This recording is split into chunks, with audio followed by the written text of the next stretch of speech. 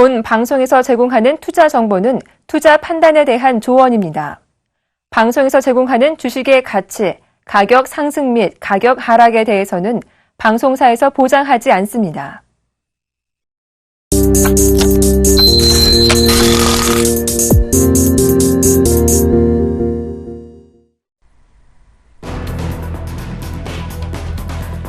ECB는 올해 3월부터 내년 9월까지 19개월간 매월 600억 유로의 자산 매입 조치를 실시하겠다고 밝혔습니다. 총 매입 규모는 1조 1,400억 유로에 이릅니다. 마리오 드라기 ECB 총재는 자산 유동화 증권 및 커버드 본드에 대한 기존 매입 프로그램을 포함해 자산 매입 규모를 확대하겠다고 발표했습니다. 또한 국채 매입은 각국의 지분 비중에 근거해 이루어질 것이라고 덧붙였습니다. 이 같은 양적 완화 규모는 시장이 예상한 500억 유로를 상회한 수준입니다. 한편 앙겔라 메르켈 독일 총리는 양적 완화에 대한 ECB의 결정이 어떻든 유럽이 신속히 금융개혁과 구조개혁을 해야 한다고 강조했습니다.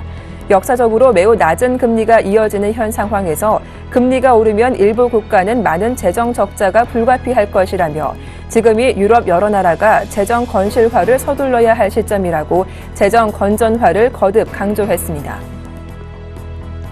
덴마크 중앙은행이 이번 주에만 두 번째 기준금리 인하 조치를 단행했습니다. 덴마크 중앙은행은 예금 금리를 마이너스 0.2%에서 마이너스 0.35%로 인하한다고 발표했습니다. 대출 금리는 기존대로 동결했습니다. 이번 조치는 유럽 중앙은행의 전면적 양적 완화 실시 발표 이후 나온 것으로 덴마크 크론에 대한 투자자들의 관심을 낮추기 위한 의도로 해석됩니다. ECB의 대규모 양적 완화 영향으로 이날 금값이 지난해 8월 이후 처음으로 온스당 1,300달러를 넘어섰습니다. 뉴욕 상품거래소에서 2월 인도분 금 선물 가격은 전일보다 0.5% 오른 온스당 1,300달러 70센트를 기록했습니다. 이는 종가 기준으로 지난해 8월 15일 이후 최고치입니다. ECB의 양적 완화로 유로화의 달러화 대비 가치가 11년 동안 최저치로 내려앉으면서 상대적으로 안전자산인 금 수요를 높였다고 분석했습니다.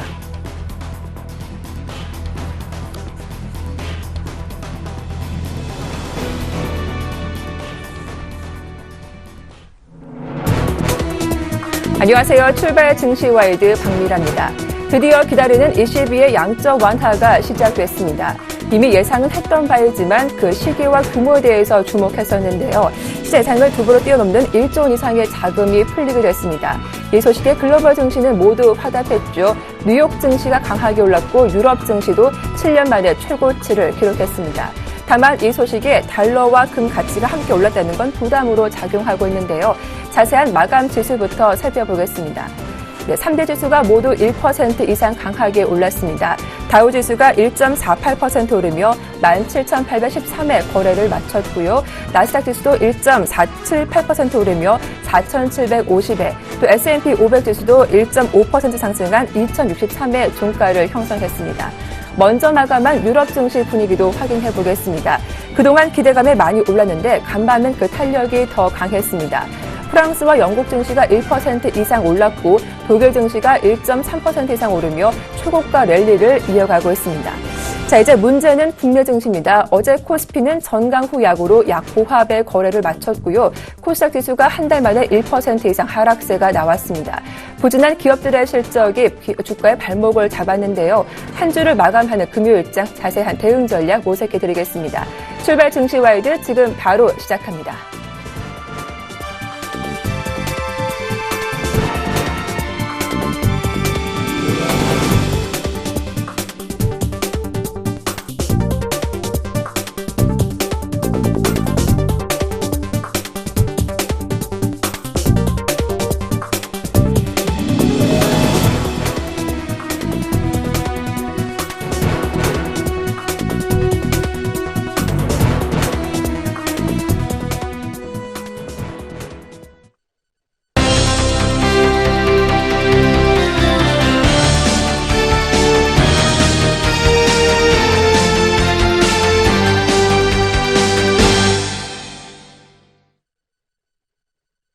네, 유로존이 대대적인 양적 완화를 실시했습니다. 시장의 예상을 뛰어넘는 화끈한 돈풀기였다라는 분석인데요. 좀 더 자세히 분석해보고 우리 시장에 미치는 영향도 함께 살펴보겠습니다. 오늘 순서는 현대증권 류용석 팀장님과 함께하겠습니다. 안녕하세요. 네, 안녕하십니까. 네, 22의 양적 완화 조치에 글로벌 증시가 모두 올랐습니다. 22가 이 같은 결정 내린 배경과 함께 채권 매입은 어떻게 진행되는지 자세하게 분석 도와주시죠. 예, 22가 그 시장이 예상했던 수준, 그러니까 월 금액 기준으로는 대략 500억 유로 정도 예상을 했고요.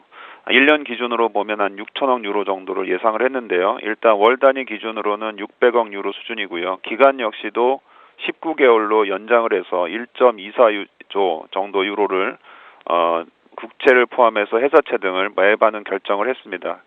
시장이 예상했던 것보다는 훨씬 많은 수준이라는 점에서 첫 번째 의미가 있겠고요. 두 번째는 그 과거 미국이 했던 것처럼요. 물가 수준에 대한 미달할 시에는 양적 완화를 지속할 수 있는 근거도 일단 마련해 두었습니다.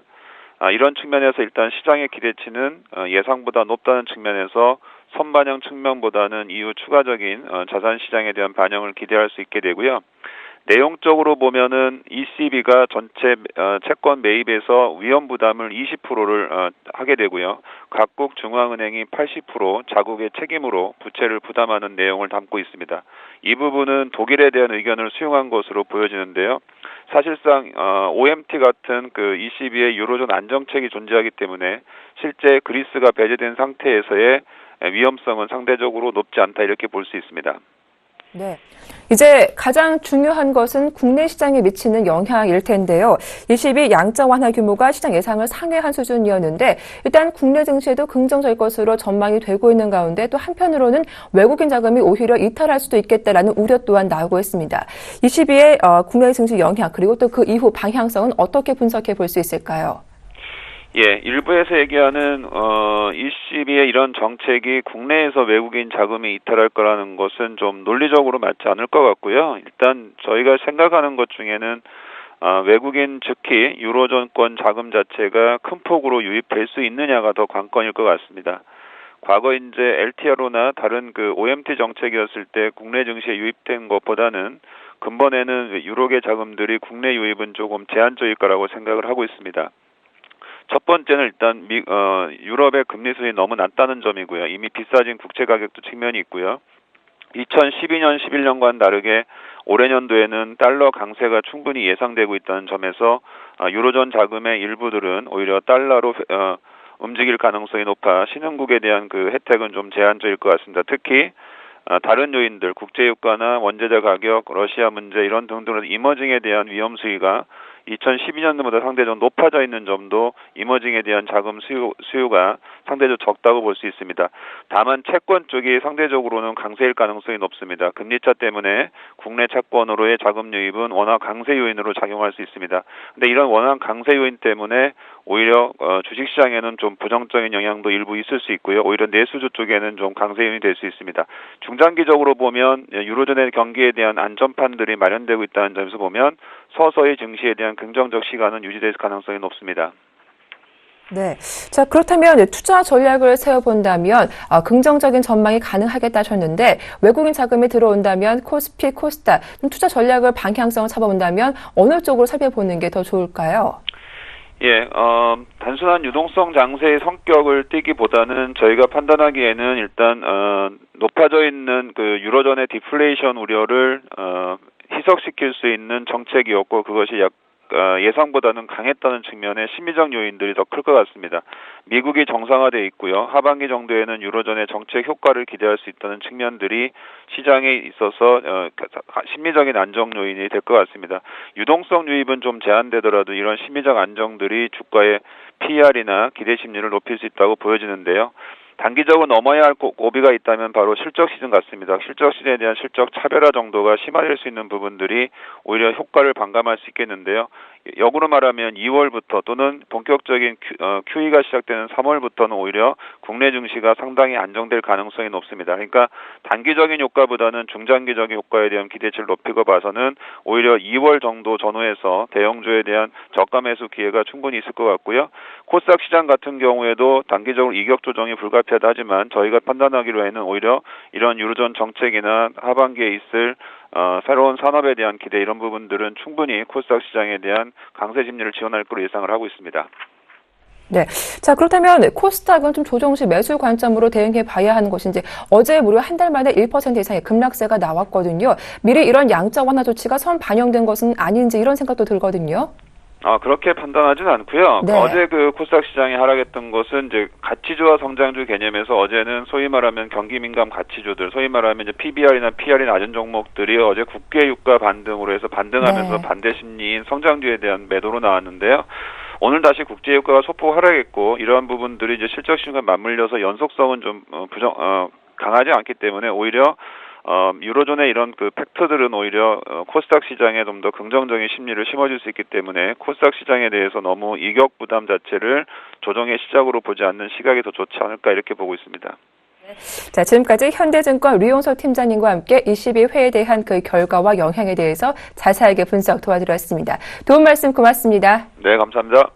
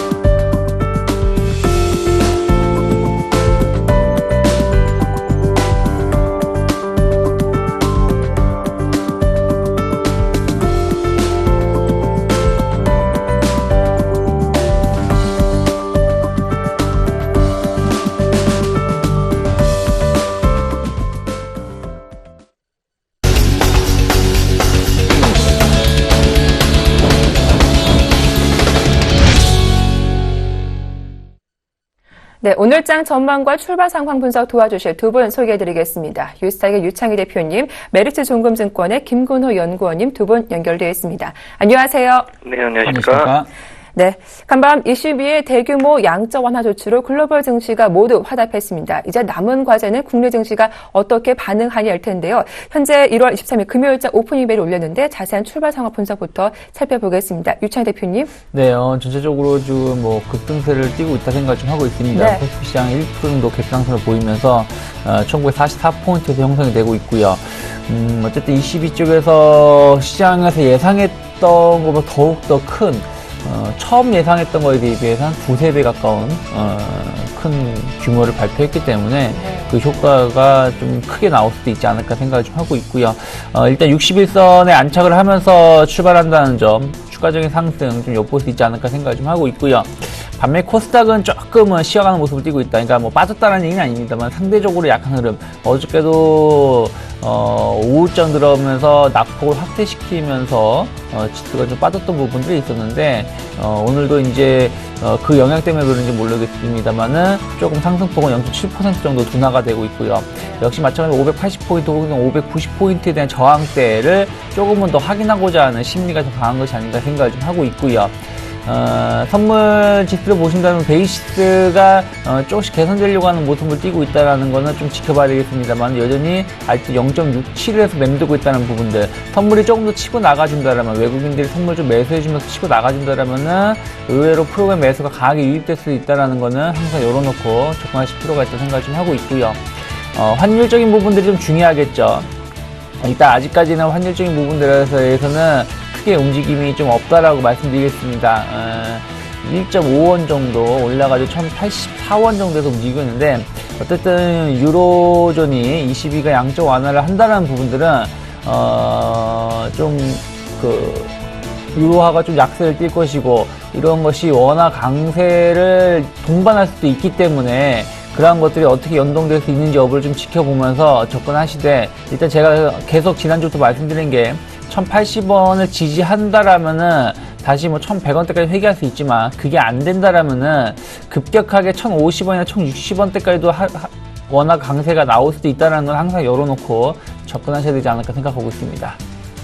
네, 자, 이어서 수급 분위기도 확인을 해보겠습니다. 22일 이 같은 대규모 양적 완화 조치로 가장 주목되는 건 외국인의 수급이 과연 복귀할 것인가 그 여부일 텐데요. 일단 장 초반이지만 외국인과 기관의 동반 매수세가 들어오고 있죠. 김근호 연구원님 자세한 수급 분석 도와주시죠.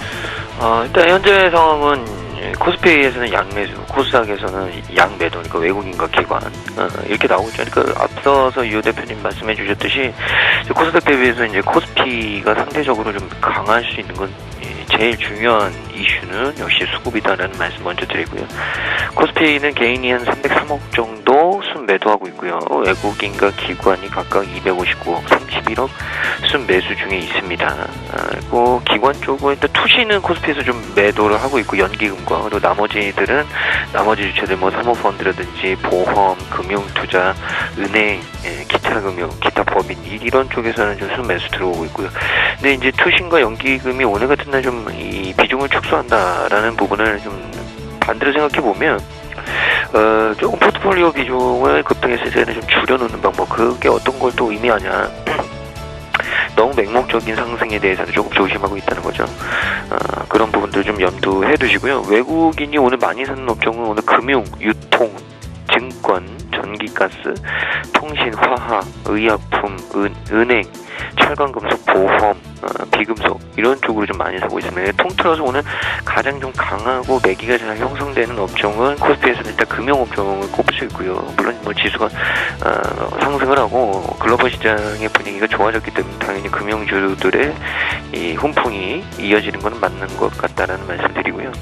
두 번째는 이제 유통인데, 유통도 오늘 외국인이 주수급으로 들어오고 있는데, 이제 유통은 최근에 좀 견고하게 버티고 있었죠. 수급 주체들도 좀 좋은 모습 보여주고 있었고요. 그런 부분도 좀 참고하시고, 전기가스, 통신화 대부분의 업종들이 오늘 상승을 하고 있다라는 말씀을 좀 드리고, 이 기관이 오늘 좀 매기가 강하게 형성된 업종은 화학, 그리고 제조업, IT 서비스, 음식료, 그다음에 비금속, 의약품, 이런 순으로 좀 되어 있습니다. 생각보다 외국인보다는 조금 덜 참여하고 있는 느낌이 들고, 이 양수급 주체가 같이 좀 동반 순매수에 나선 업종은 화학, 그리고 이 비금속, 그리고 의약품, 그리고 종이복제, 이런 업종들이 코스피 내에서 외국인과 기관의 동반 순매수를 좀 이끌고 있습니다.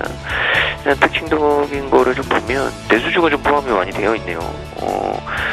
생각보다, 그러니까 이 경기 민감주 또는 수출주들에 대한 매기가 이어지지 않고 있다. 그렇게 보면 이제 글로벌 분위기는 좋아졌는데 대한민국의 어떤 긍정성은 아직까지는 좀 반신반의하고 있는 거죠. 이게 업종으로도 좀 많이 나타나고 있다. 이런 말씀을 좀 드리고 싶습니다. 그래서 아직까지는 이 대한민국의 어떤 수출 환경이라든지 이 대외적인 경쟁력에 있어서 확신을 갖는 상황은 아니라는 그런 말씀을 좀 드리고요. 코스닥을 한번 보죠. 코스닥 전체적인 분위기는 개인이 84억 정도 순매수하고 있고, 외국인이 69억, 그리고 기관이 14억 수준 정도 매도를 하고 있습니다. 업종을 한번 살펴보면 외국인이 매기가 많이 형성되는 게 제약, 코스피의 의약품도 마찬가지고요. 오늘 의약품 제약주들이 좋다. 이 부분은 외국인의 수급에서도 느끼실 수 있을 것 같고, 두 번째가 통신장비, 그리고 오락문화, 컴퓨터 서비스, 금융, 정보기기, 기계장비, 섬유의류, 운송, 종이목재 이런 순으로 되어 있습니다. 코스피에서는 이제 종이목재가 좀 괜찮았었죠. 제약주들이 최근에 좀 좋은 종목들, 좋은 이 상태가 실적이 좋거나 이런 종목들 말이죠. 근데 제약도 사실은 아직까지는 수출주가 아닙니다. 내수 비중이 굉장히 좀 크고요. 그런 부분들을 좀 참고를 하시고, 통신장비는 최근에 굉장히 좀 강하죠. 통신장비 전체적으로 좀 매기가 형성되는 모습, 오늘도 외국인과 기관이 동반 순매수에 나서고 있다는 말씀을 좀 드리겠습니다. 기관은 코스닥에서 코스닥 IT, 인터넷, 오락문화, 디지털 콘텐츠, 유통, 화학, 소프트웨어, 정보기기, 통신 서비스, 종이목재 이런 순으로 좀 사고 있습니다. 두 수급 주체가 좀 동반 순매수에 나서는 거는 통신장비, 그리고 오락문화, 그리고 정보기기, 종이목재 요 정도 수준이거든요. 그러니까 일단 뭐 콘텐츠라든지 이쪽으로도 좀 괜찮은 매기가 형성되고 있다라는 얘기 좀 드리고 싶어요. 그래서 오락문화 쪽은 뭐 아시다시피 뭐 엔터테인먼트 회사들도 있고요. 뭐 관련된 뭐 카지노 회사들도 있고 여러 가지 회사들이 있는데 전체적으로 일단 여가 생활과 레저 생활과 관련된 부분은 정책적인 기대감 때문에 좀 매기가 형성되는 느낌이 굉장히 좀 강하고요. 그 외에 뭐 화학 같은 경우에는 뭐 코스피와 거의 일맥상통하는 부분들 이런 부분들로 이해해 주시면 될 것 같고 IT는 여전히 양수급 주체 모두 관심을 끄지 않고 있다. 정보기기도 마찬가지다. 이런 얘기도 정리를 해드리겠습니다. 현재 코스피 지수가 1940포인트까지 올라온 가운데 오늘 단연 업종별 흐름을 보더라도 증권주가 강하게 오르고 있습니다. 현재 3% 가까이 급등하는 모습이 펼쳐지고 있는데요. 업종별 분위기는 어떤지 간략하게 리뷰해 보겠습니다. 대표님? 네, 따로 업종을 말하기 좀 애매하죠. 모든 종목, 대부분 종목이 좀 급등세를 띠고 있기 때문에 그렇죠. 그 중에서도 이제 좀 특별한 종목을 좀 본다라면 아까 말씀하신 것처럼 금융 쪽에서 강한 흐름을 띠고 있다. 아무래도 이제 수혜가 좀 기대가 되고 있기 때문에 좀 오르는 것이 아닌가 생각하고 있고요. 증권주들이 대부분 좀 급등세를 띠고 있고 금융 지주사들도 괜찮은 흐름을 띠고 있다는 걸 볼 수 있겠고요. 그리고 나서 좀 화학주들이 의외로 좀 강한 흐름을 띠고 있다.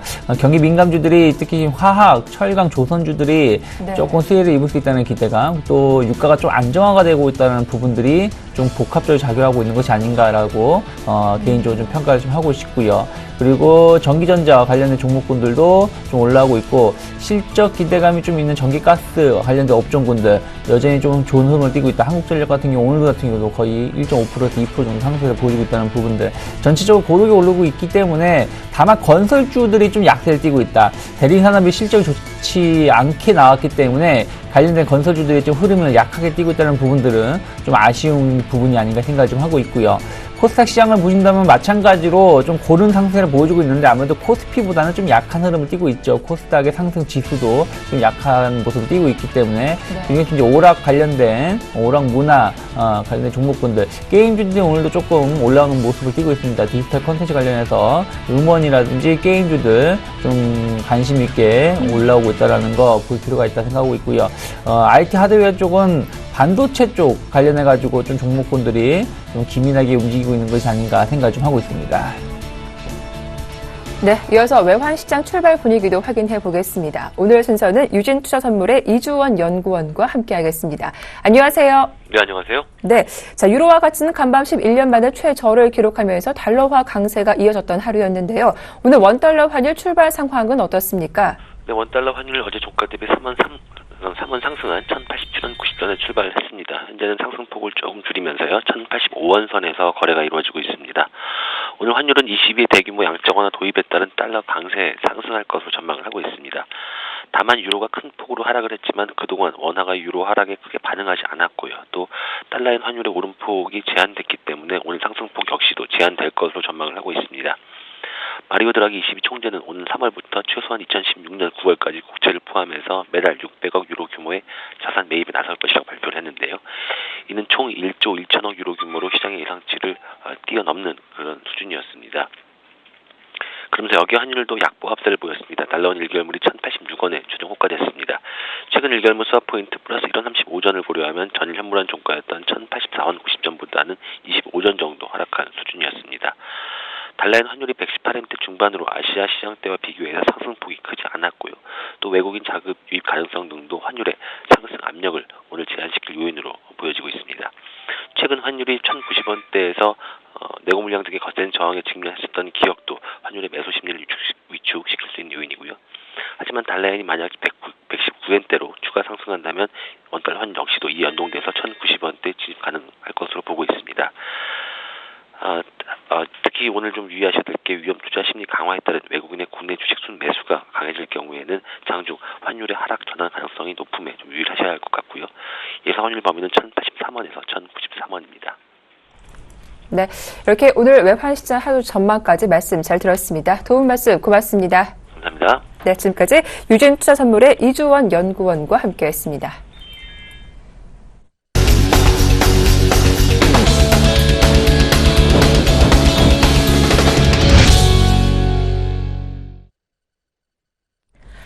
네, 오늘의 돌발 종목 분석해 드리겠습니다. 일단 ECB의 대규모 양적 완화 결정에 힘입어 오늘 시총 분위기 상당히 좋습니다.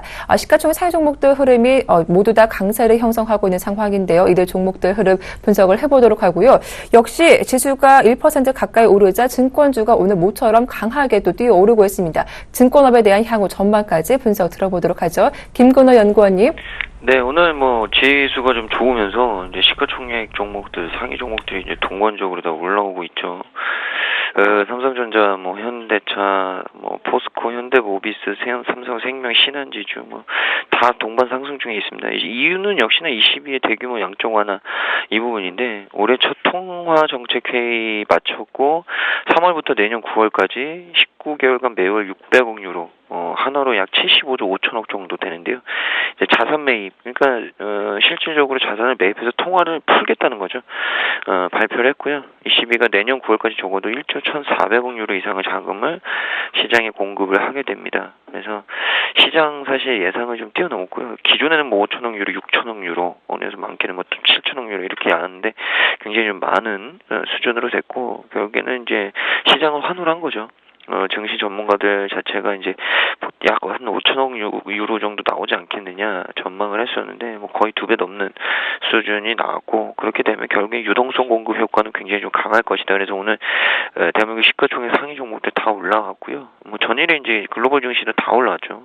다 동반 상승했고, 그런 부분들 때문에 오늘 시가총액 상위 종목들이 올라갈 수밖에 없다. 그래서 오늘은 이제 코스피와 코스닥의 어떤 양분되는 조금 코스닥 쪽, 코스피 쪽으로 좀 강화되는 느낌인데, 이거는 어쩔 수가 없죠. 덜 올랐고, 이제 자금이 크면 클수록 바스켓에 담을 수 있는 종목은 거의 대부분 대형주들이죠. 그리고 코스닥이 최근에 많이 올랐기 때문에 대형주 쪽에 시가총액 상위 종목들의 밸류에이션이 더욱더 도드라져 보이는 거는 자명한 사실이다. 어쩔 수 없는 현실이다. 이런 얘기를 좀 드리고 싶습니다. 그래서 앞으로는 이쪽에 대형주의 상승 흐름은 조금 더 이어질 가능성이 높지 않나라는 얘기를 드리고요. 오늘 제가 앞서서 특징 업종 말씀드릴 때 금융업종, 증권주, 은행, 보험 얘기 드렸죠. 오늘 역시나 이제 오늘도 증권주가 호재를 보여주고 있는데, 이 이유는 코스피의 이유와 거의 별반 다를 게 없죠. 다 비슷합니다. 이 시비에서 돈을 풀었고 시장에 유동성을 공급했고, 그 유동성이 결국에는 신흥국 시장까지 좀 흘러들어올 수 있을 것이다.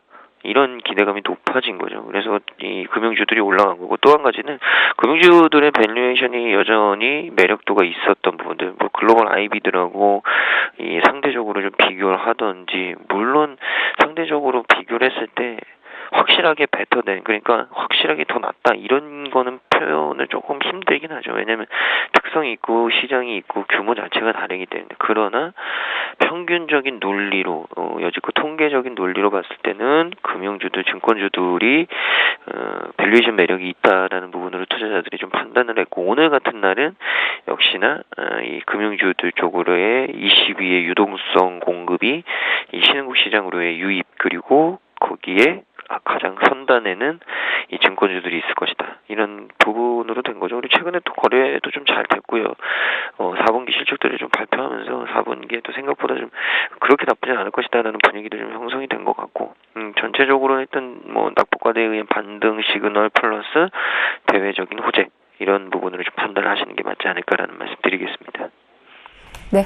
자, 이어서 다음 돌발 종목도 확인을 해보겠습니다. 오늘 일단 LG U+가 지난해 실적이 개선됐다는 소식에 오늘 강세를 형성하고 있는데요. 통신주도 오늘 방어주 매력에 부각되면서 KT도 함께 오르고 있는 모습입니다.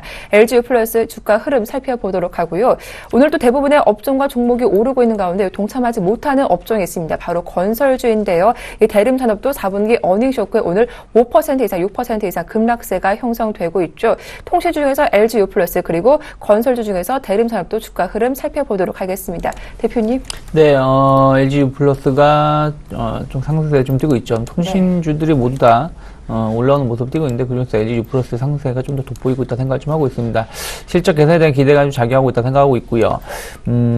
어쨌든 뭐 이번에 그 당투법이 시행이 되면서 실적에 생각했던 것보다는 뭐 개선 여부가 없다라는 평가가 좀 나오고도 있는데 어찌됐든 중장기적으로 본다라면은 호재가 될 수 있다 생각을 좀 하고 있고요. LG 플러스도 영업력이 계속 확대가 되고 있다는 부분들 좀 긍정적으로 볼 수 있지 않을까 생각을 좀 하고 있습니다. 수급적으로 좀 본다라면은 약간 외국인들은 여전히 조금 차익성 매물이 나오고 있습니다만은 기관들 중심에서 매수가 들어오고 있기 때문에 주가가 좀 탄탄하게 올라오고 있지 않나 생각을 좀 하고 있고요. 다만 이제 좀 고민이 되는 자리에 이제 봉착을 했죠. 2013년도부터 본다라면 약간 저항으로 맞이할 수 있는 위치까지 지금 도달했다는 부분들은 좀 체크를 해야 된다 생각하고 있고요. 또 지난 8, 9월 달에 고점 13,000원대까지도 근접해 있다는 부분들 제가 봤을 때는 13,000원 돌파 안차를 확인하고 접근하셔도 나쁘지 않다. 주가 자체가 나쁘다라는 것이 아니지만 일단 저항대에서 상승 탄력도가 좀 둔화될 수 있기 때문에 그 점은 좀 열어놓고 이제부터는 대응하셔야 되지 않을까라는 생각을 좀 하고 있고요. 대리산업이 오늘 좀 아까도 제가 말씀드렸습니다만 건설주의 심리를 좀 급락세로 만들고 있지 않나 생각을 좀 하고 있습니다. 실적이 적자 전환됐죠. 2,700억 정도 매출 적자 전환되게 나오고 있고요. 네. 작년 전체 매출 규모를 본다라면 매출이 한 9조 2,900억 정도 그리고 손실이 한 4,400억 정도 나왔기 때문에 그런 실망감으로 인해 가지고 한 6, 7% 정도 하락세를 보여주고 있습니다. 일단 건설업황 자체가 워낙 좋지 못하고 국내 건설 경기도 좀 회복 기미를 보이고 있습니다만 그 회복된다고 해서 엄청나게 수익성이 늘어나는 것이 아니라 기존에 안 좋았던 것에서 조금 좋아지는 정도 수준이기 때문에 해외 시장이나 국내 시장은 여전히 조금 험난하다 생각을 좀 하고 있습니다. 그래서 그러한 거에 대한 실망 매물이 쏟아지고 있다고 봤을 때는 조금 보수적으로 접근하실 필요가 있지 않을까. 53,000원 정도 이탈할 가능성이 높고요. 이탈하게 된다라면은 5만원 초반 혹은 5만원도 이탈할 수 있다. 길게 본다라면은 그렇게 생각하시면서 좀 비중을 줄여나가셔야 되지 않을까 생각하고 있습니다. 네, 다음 종목도 함께 살펴보도록 하겠습니다. 오늘 게임주 중에서 컴투스가 4% 이상 강하게 오르고 있는데요. 이달 게임주 중에서 유독 돋보이는 흐름이죠. 향후 주가 흐름 살펴보도록 하고 또 CCTV 관련주도 오늘 함께 강하게 오르고 있습니다. 코맥스, 경봉 등 10%대 강한 상승을 보여주고 있는데 어린이집에 CCTV가 설치 확대가 가시화될 것이란 전망에 일단 주가는 호재로 작용하고 있습니다. 이들 종목과 흐름 살펴보도록 하죠. 김건호 연구원님. 참 컴투스의 이제 다시 상승세가 또 시작이 되는 모습으로 좀 바뀌고 있습니다. 좀 대단한 종목인 것 같고요. 이유는 이제 서머너즈워가 중국 대표 안드로이드 마켓인 360에서 신규 게임 1위를 했다라는 소식의 급등세가 나오고 있고요. 지난 6월부터 이제 13일까지, 그러니까 오늘 13일까지 중국 안드로이드 마켓 360과 바이두에서 베타 서비스 진행을 했습니다. 6일부터 13일까지. 그리고 두 마켓에서 전일에 이제 정식 출시를 했고요. 바이두 360과 바이두의 중국 제3자 안드로이드 마켓 점유율이 50% 넘죠. 그래서 360 사이트와 현지 관계자들의 어떤 입에 따르면 서머너즈워가 신규 게임 1위, 다운로드 수가 37만 건, 23일 오전 8시 기준 기록을 했다고 합니다. 서머너즈워가 지난 6월 달에 글로벌 서비스를 시작을 해서 미국, 일본, 유럽 등 동남아 등 세계 전역에서 출시가 되는데 일단 중국에서는 애플 앱스토어를 통해서 게임 매출 8위까지 기록을 했는데요. 결국에 이번에 이제 안드로이드 마켓까지 진출하는 모습들. 인기는 뭐 계속적으로 진행이 될 것 같고요. 이제 기술적인 얘기를 요거는 좀 드려야겠죠. 일단은 단기 이평선은 이격도가 크지 않습니다. 일단 단기 쪽에서는 이격도가 크지 않기 때문에 지금 다시 재상승의 분위기로 많이 가고 있다는 말씀 드리고요. 그럼 직전 고점이 이제 199,400원인데 여기에 대한 트라이가 어떻게 되느냐 이게 지금 굉장히 중요해요. 이번에 만약 올라가면 저는 사실은 20만 원대를 한번 도전을 해볼 수 있지 않나. 근데 또 20만 원대에서는 또 강력한 모멘텀이 하나 더 나와줘야 이제 20만 원을 뚫고 뭐 지속적으로 가는 거고, 아니면 이제 그쪽에서 이제 차익 실현들이 좀 나오겠죠. 근데 뭐 기술적으로는 재상승 분위기로 분명히 가는 게 맞고, 이제 게임 산업 전반적으로 완전하게 바뀌어져. 대한민국 산업 트렌드나 산업 구조 자체가 예전에 뭐 제조업, 그러니까 특히나 반도체, 뭐 조선 이런 쪽에서 완전하게 바뀌었습니다. 이제 게임 업종이 거의 대표적인 대한민국을 대표하는 업종으로 바뀌었고요. 그렇게 본다면 저는 개인적으로 게임주들의 상승은 많이 올랐다고 그냥 단순하게 너무 올랐어 이런 부분으로 치부해서는 안 될 부분인 것 같다. 그중에서도 대표적인 종목인 컴투스와 게임 이런 꾸준히 볼 필요가 있다. 이런 얘기 좀 드리고 싶습니다. 그 점은 꼭 명심을 해주시면 좋을 것 같고요. 게임주들은 성장성은 분명히 확인을 한 종목입니다. 그러니까 결국에는 숫자만 찍히는 게 확인만 되면 더 못 갈 이유가 없는 거죠. 이 부분도 꼭 참고를 하시라는 말씀. 두 번째는 CCTV 관련주인데, 사실 이 얘기를 좀 드리면서 굉장히 좀 이 어른으로서 굉장히 부끄럽기도 하고요. 이 사회가 굉장히 좀 뭐라 그래야 될까요? 굉장히 좀 어두운 면들 이런 얘기들을 좀 드리게 돼서 좀 송구스럽기도 한데, 이 CCTV 관련주들이 지금 곽강을 받는 거는 좋은 이슈 때문은 아닙니다. 최근에 이제 어린이집에서 이 아동학대 사건으로 정부가 모든 어린이집의 폐쇄율에 위해 우리가 흔히 알고 있는 CCTV를 의무적으로 설치하는 방안을 추진을 하고 있으면서 CCTV 관련주들이 들썩이게 됐고요.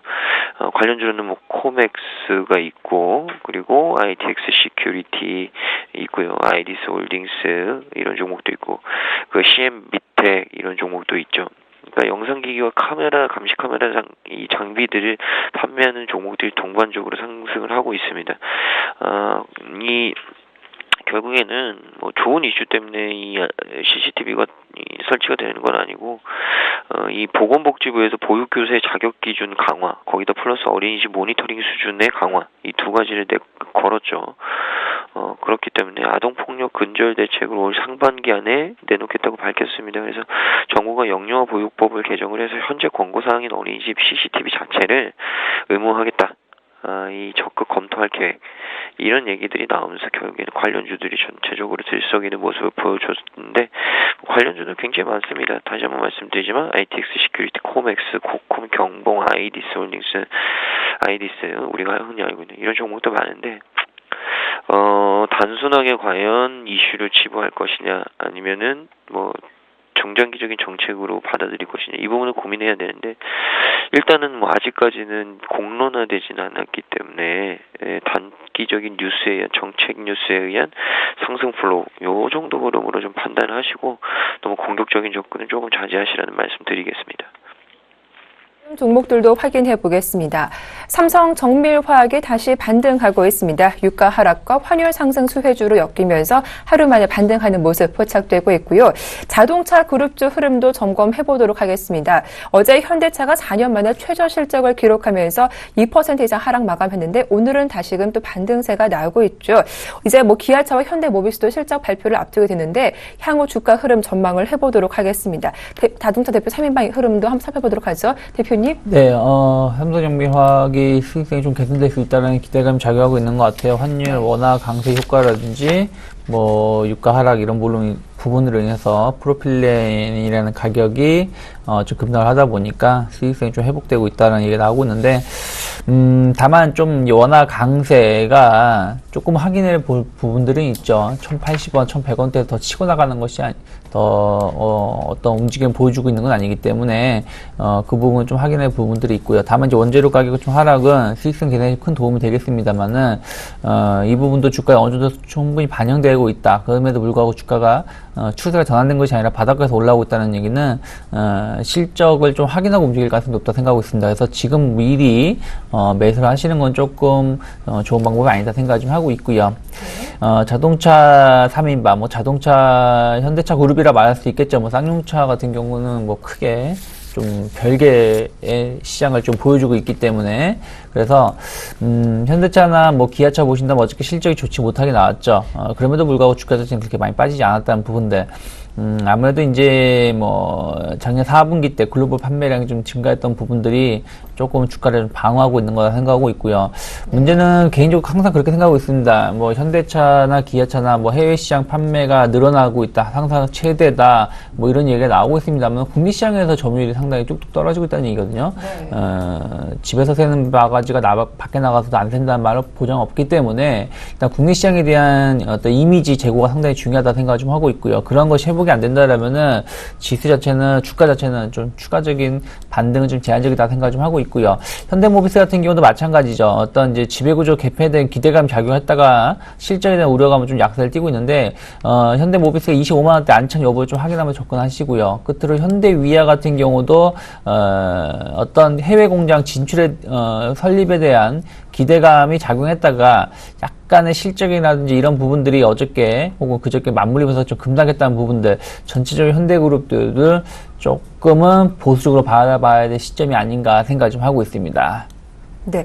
자, 이어서 오늘장 투자 포인트 전략 살펴보도록 하겠습니다. 먼저 김근호 연구원님께 질문을 드려볼 텐데요. 사실 그동안 개별주 장세가 지속될 것이다, 개별 종목군 위주로 대응해보자 하셨는데 이제 그 전략에 좀 변화가 생기지 않았을까 싶습니다. 어떤 키포인트가 있을까요? 네, 일단 뭐 제가 코스닥은 좀 많이 올라온 것 아니냐 이런 얘기를 좀 드렸었던 것 같아요. 이 중소형주, 제가 지난 화요일이었나요?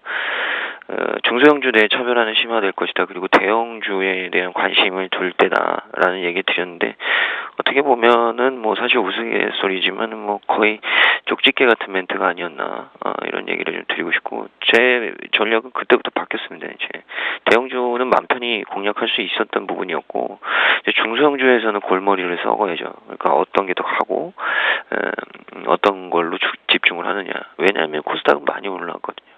직전 고점까지 올라왔던 코스닥, 아직까지 바닥에서 헤매고 있던 코스피, 누구나 다 당연히 코스피에 관심을 가질 수 있었던 것 아니었나라는 생각이 좀 들고, 글로벌 증시의 어떤 상승 분위기나 유동성 유입이 국내 증시에 영향을 분명히 미칠 거라고 저는 봅니다.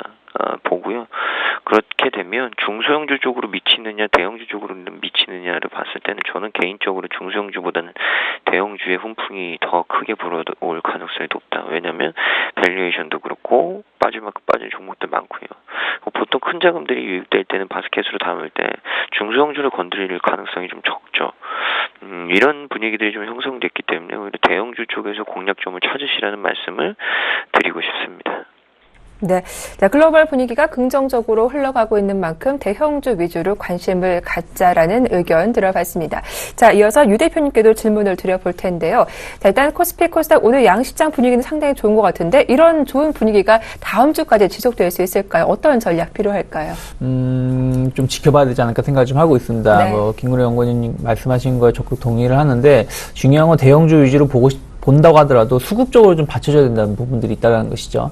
외국인들이 오늘 같은 경우도 선물 같은 경우 이번 주에 완전하게 매수로 전환됐어요. 뭐 월요일 같은 경우 쭉 보신다라면은 뭐 8,000개, 2,000개, 4,000개 쭉 매수를 보여줬습니다만 유가증권 시장을 전혀 뭐 이게 매수가라고 말하기 좀 애매하죠. 300억, 600억이. 그래서 유가증권 시장으로 이제 매수가 좀 돌변하는지 여부를 좀 지켜보시자. 프로그램 매수가 여전히 유입이 되고 있지 않는 상황에서 이런 미미한 유가증권 시장의 매수는 선물 시장의 매수 여부는 언제든지 손바닥 뒤집듯이 뭐 1시간 만에도 10,000계약 이상 매도가 나올 수 있기 때문에 선물은 이미 매수 전환된 상황에서 유가증권 시장의 매수가 확인되는지, 그게 안 된다 그러면은 조금은 좀 확인하면서 다음 주 초반까지는 좀 긴장을 좀 끈을 놓으시면 안 된다 생각 좀 하고 있습니다.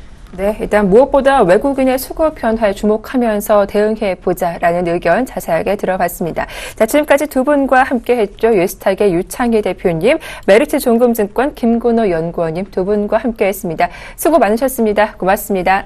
네, 감사합니다.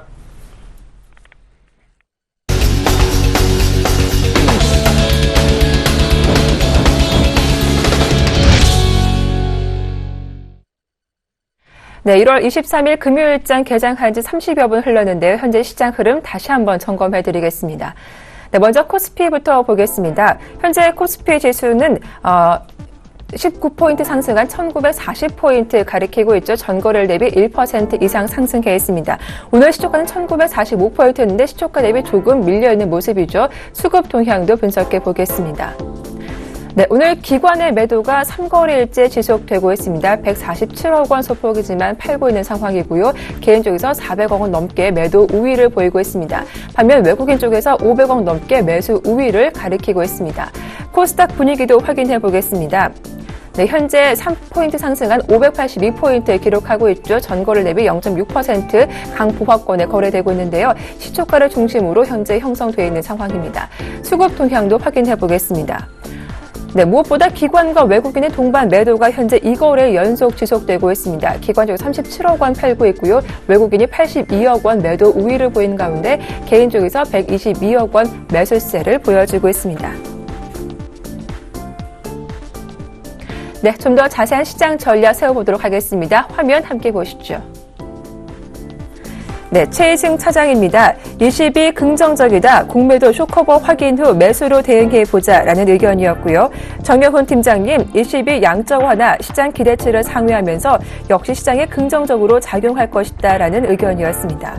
김혜란 연구원, 코스피 낙폭 과대주 위주로 트레이딩 전략으로 대응해보자. 김현경 주식팀장도 역시 낙폭 과대 대형주 단기적으로 관심을 갖자라는 의견이었습니다. 끝으로 안상현대리는 홀딩에서 분할 매도로 전략을 변경해 주셨습니다. 네, 오늘 순서는 유진투 선물의 안상현 대리와 함께하겠습니다. 안녕하세요.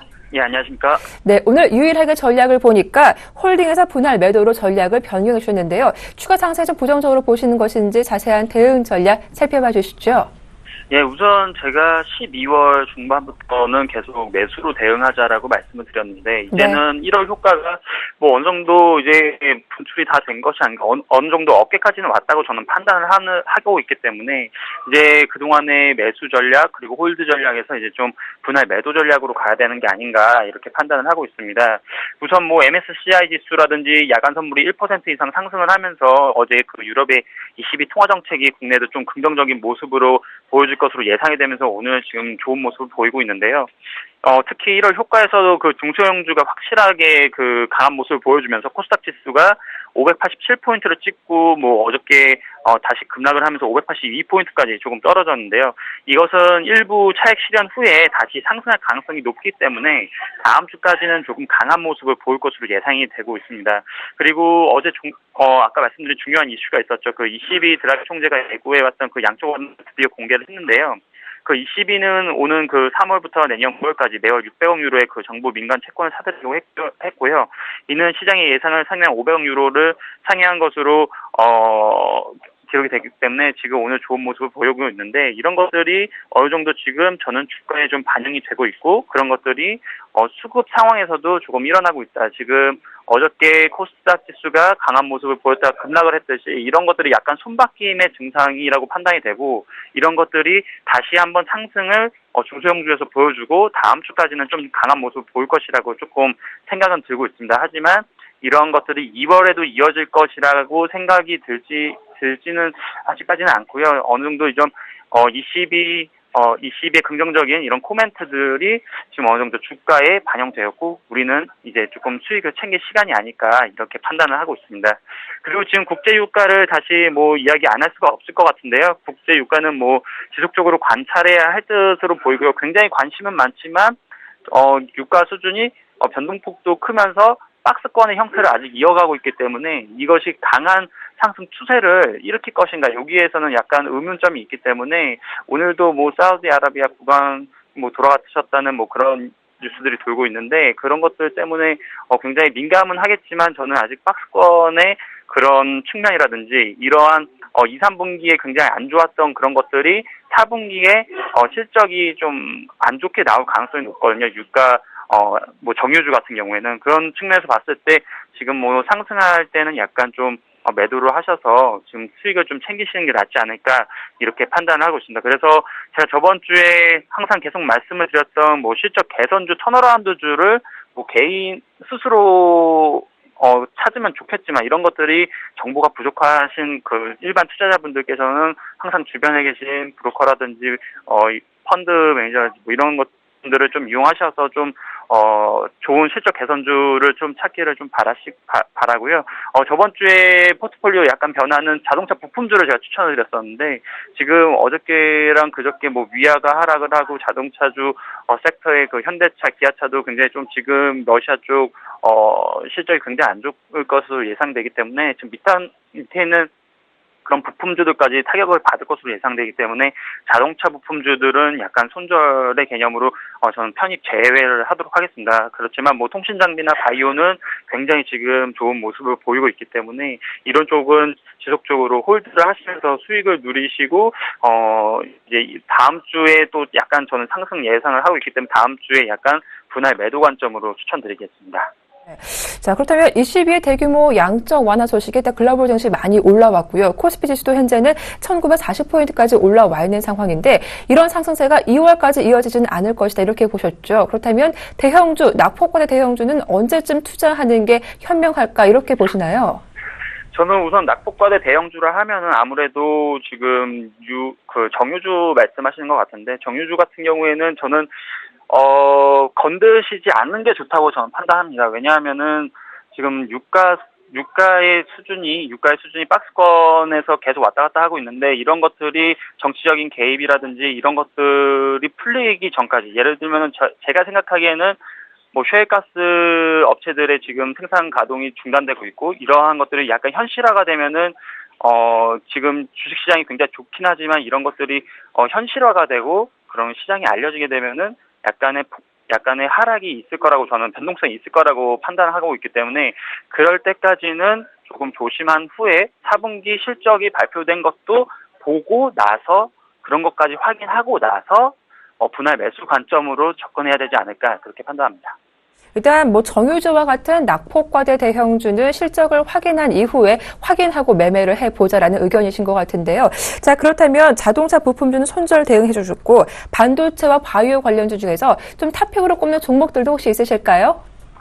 지금 탑픽으로 제가 꼽은 종목들이 있는데 너무 많이 올라서 제가 추천드리기가 좀 그렇습니다. 우선은 네. 제가 탑픽으로 꼽고 있는 종목들은 실적이 되고, 네. 그런 다음에 지금 중국이라든지 이런 모멘텀, 파이프라인 아웃이라든지 이런 것들이 같이 붙어 있는 그런 종목들, 예를 들면은 저는 인트론 바이오랑 레오켄 바이오를 제가 좀 탑픽으로 잡고 있는데, 그런 것들이 실적과 기술력이 있고, 그리고 그런 것들이 중국과의 협의, 그다음에 라이센스 아웃 같은 것들이 있기 때문에 지금 인트론 바이오나 레오켄 바이오를 전 좋게 보고 있었는데, 인트론 바이오는 너무 많이 올랐습니다. 그래서 지금 따라잡기에는 약간 부담이 있다고 판단이 좀 들고, 좀 실적은 안 되지만 기술력이 있고 이런 것들을 도와줄 수 있는 라이센스 아웃이 가능한 그런 바이오를 조금 추천을 드린다면 레오켄 바이오 한번 보시면 괜찮지 않을까 저는 판단하고 있습니다. 오늘 자세한 대응 전략까지 말씀 잘 들었습니다. 도움 말씀 고맙습니다. 예, 감사합니다. 네, 지금까지 유진투자증권의 안상현 대리와 함께했습니다.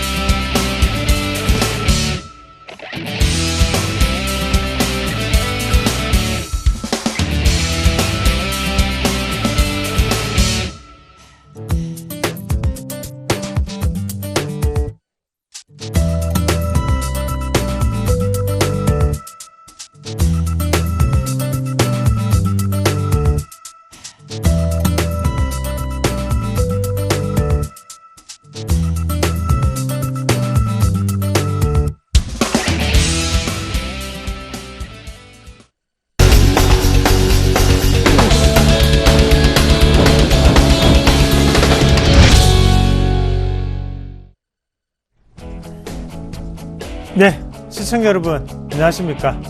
오늘은 제가 이상로가 대신해서 시장을 명쾌하게 해석해 드리겠습니다. 자, 오늘은 특집이죠. 예, 바로 ECB의 양적 완화 소식이 있었습니다. 거기에 발맞춰서 제가 좀 더 자세하게 말씀을 드리도록 하겠습니다.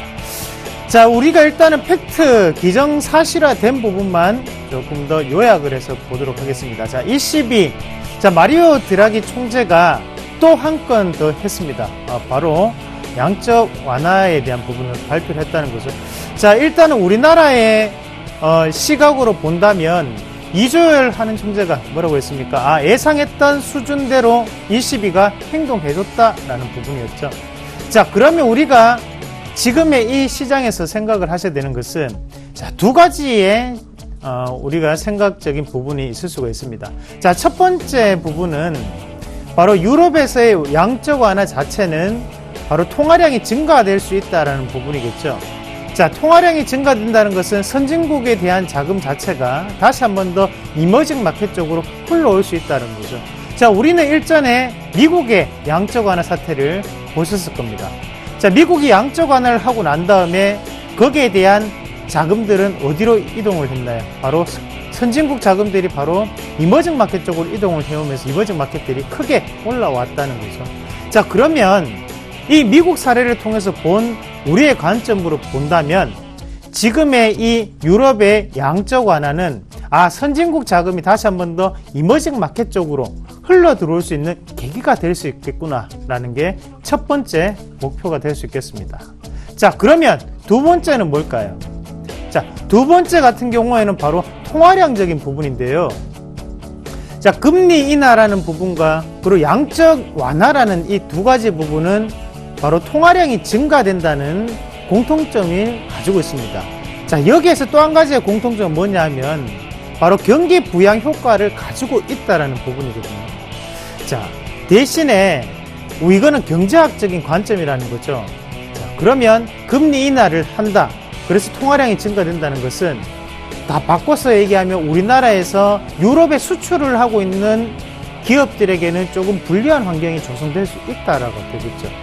왜냐하면 유로화 자체는 다시 한번 약세 과정을 겪을 수밖에 없는 상황입니다. 거기에서 우리나라도 그러면 발맞춰서 해줘야 되는 것은 환율적인 요소를 어느 정도는 조정을 해줘야 된다는 거죠.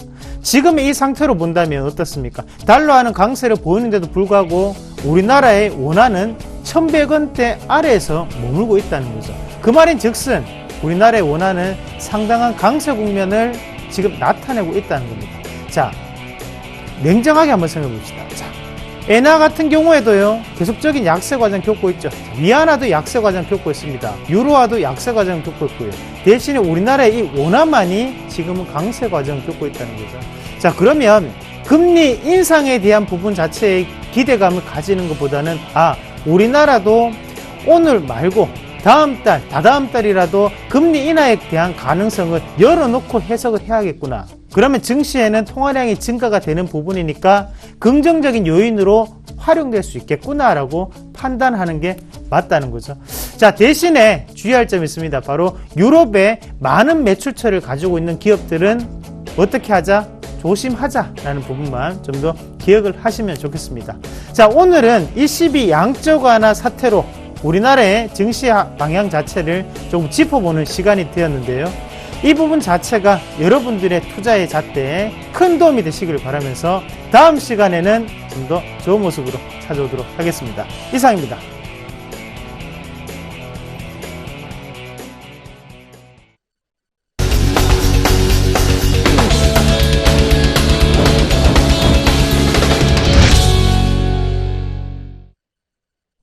네, 한 주를 마감하는 금요일장입니다. ECB 효과로 국내 증시 모처럼 강하게 반등하고 있는데요. 하지만 주말에 실시될 그리스 총선 간과할 수 없는 부분이죠. 변동성이 남아있는 만큼 그 어느 때보다 신중한 대응 전략이 필요할 때인 것 같습니다.